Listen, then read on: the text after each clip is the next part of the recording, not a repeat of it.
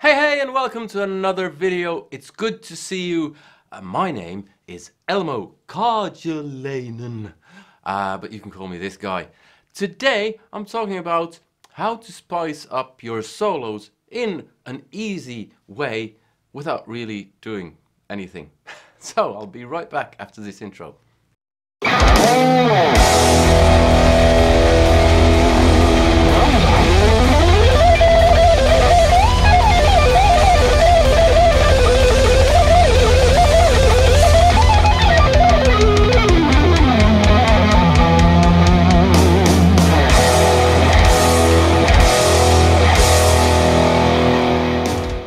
Okay, so today I'm talking about how to spice up your solos without really doing much of anything. Hey, great stuff. Thing is, sometimes you might want a longer solo for a song, or you might be two soloists in the band and you want to trade solos, and staying in the same key can get a bit boring. Now, this won't work for all sorts of music, all types of music, but for instance, heavy metal, it'll work. So what you do? Well, you modulate in the solo. Now, the great thing about that is that you can basically do what Yngwie Malmsteen does. You just play the same stuff over and over in different keys, and hey, it instantly sounds much better. No, kidding aside, I love Yngwie. But you might be playing in, let's say, E minor. Whoops, sorry about that.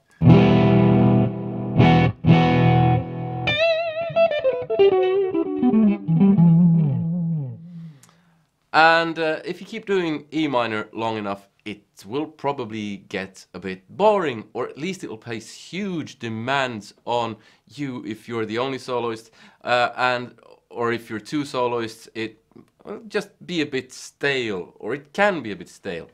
An easy way to make things a bit more interesting is to modulate. So you play one bit of the solo in E minor, for instance, and then you go up a whole step and play something in F sharp, and you could do something like F sharp dominant Phrygian. So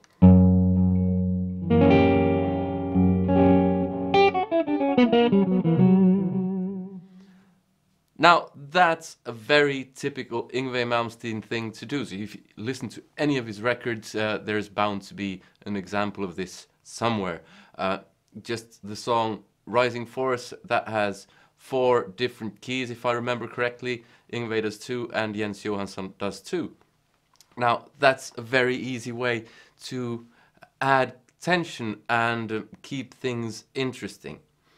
Now, there are certain things that sound better than others, but the only way you'll know is if you experiment. But let's say, again, you're in E minor and the song's going in E minor.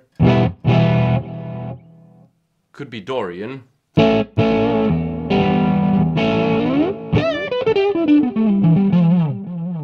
And you go from that, when the solo starts, you go from that, you can either go up a whole step to F sharp minor, F sharp Dorian, or you can go down 1.5 steps to C sharp Dorian. So from to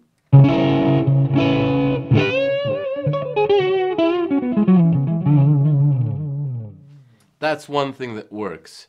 You can go up a half step, you can go up a whole step, like I already mentioned, and it doesn't have to be the same mode. You can go from Dorian to dominant Phrygian, and it's all stuff that you basically have to experiment with. But listening to Yngwie Malmsteen, you'll get a few of those there, and he's not the only example, of course. Loads of people, loads of bands do this.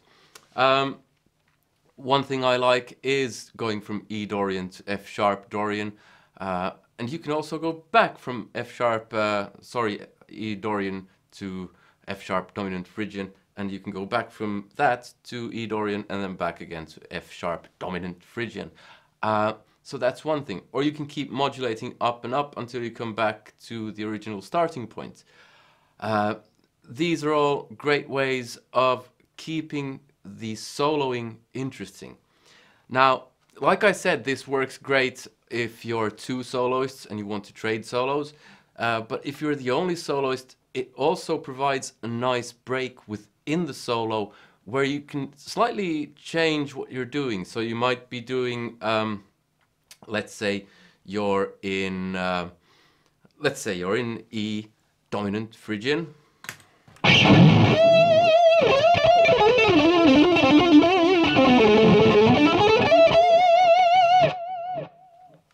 And you go to F sharp Dorian. You could do that as well.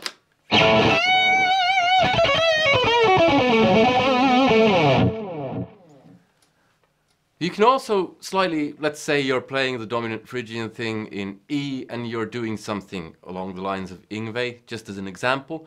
You could change kind of what you're doing when you go to F sharp Dorian and maybe start doing something slightly more Jeff Becky, for instance. If this Jeff Becky? Well, you know what I mean. So you go to F sharp Dorian and you start doing.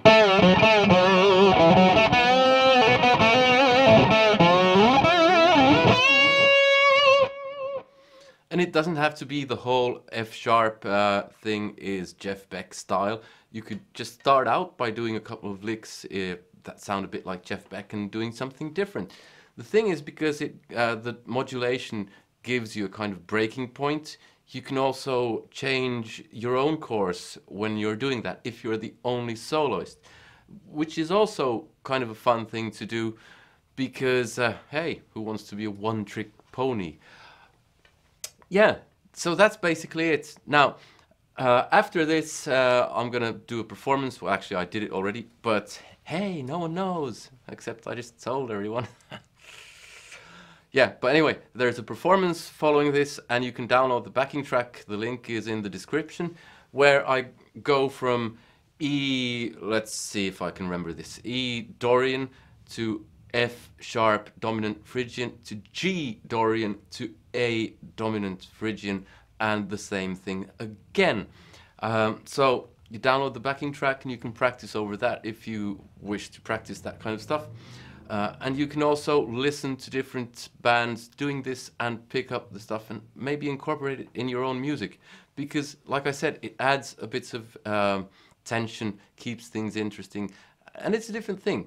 Now, don't overuse it. So don't do it in every song, because that will just get predictable and boring. But on occasion, it's good to vary things a bit, or a lot. Well, it's basically down to you how much you want to do it. Now, before I go, I hope you liked this video and the performance and the backing track. If you so did, press like and feel free to comment, subscribe if you haven't already, and feel free to support me on Patreon because it all helps me make more of these videos. So anyway, that's all from me today. Now with the performance, I hope to see you in another one. Take care. Goodbye.